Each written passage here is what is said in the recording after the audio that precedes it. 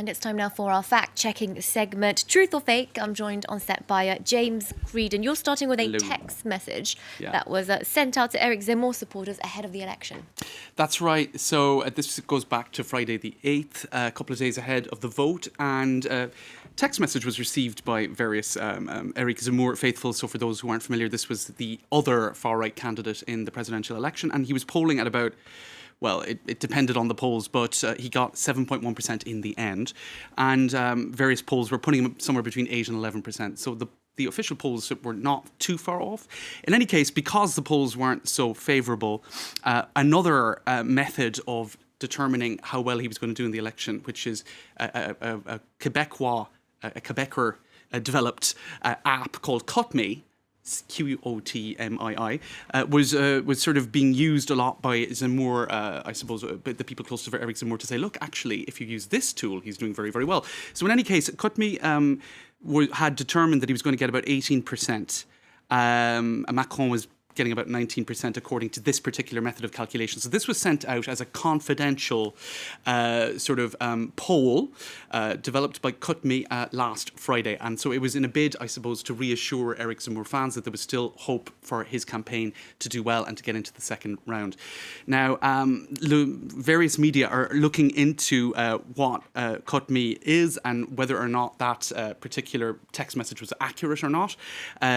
So what we can say is that Qutmi is what they do. It's not traditional polling. What they do is it's a powerful search engine using alternative intelligence sort of technology to scan the internet, to scan websites, to scan social media using about 150 million calculations. So it's very precise scan of what's happening online to determine how much buzz there is and to what extent that buzz might then indicate, oh, actually everyone's talking about this particular candidate. That's surely an indication that they're maybe going to vote that way. So Qutmi themselves have made the clear distinction that it doesn't actually indicate voting intention, but it's a sharp enough tool to give a sense of how things could go.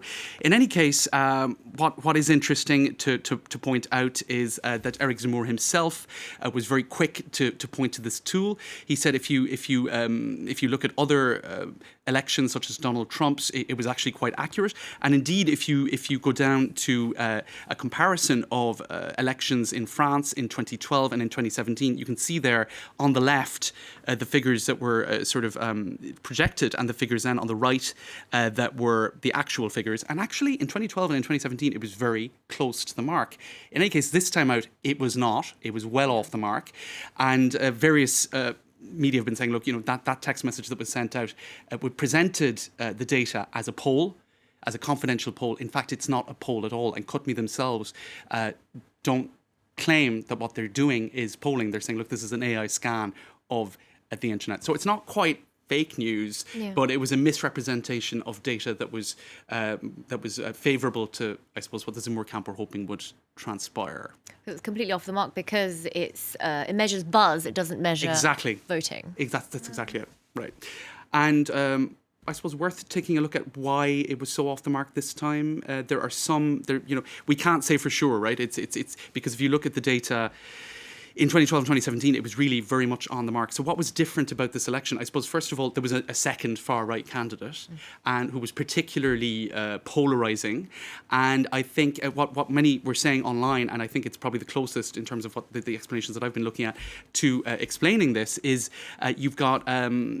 basically, people were not being necessarily very honest about how they were going to vote. Or there was also what was considered the vote utile.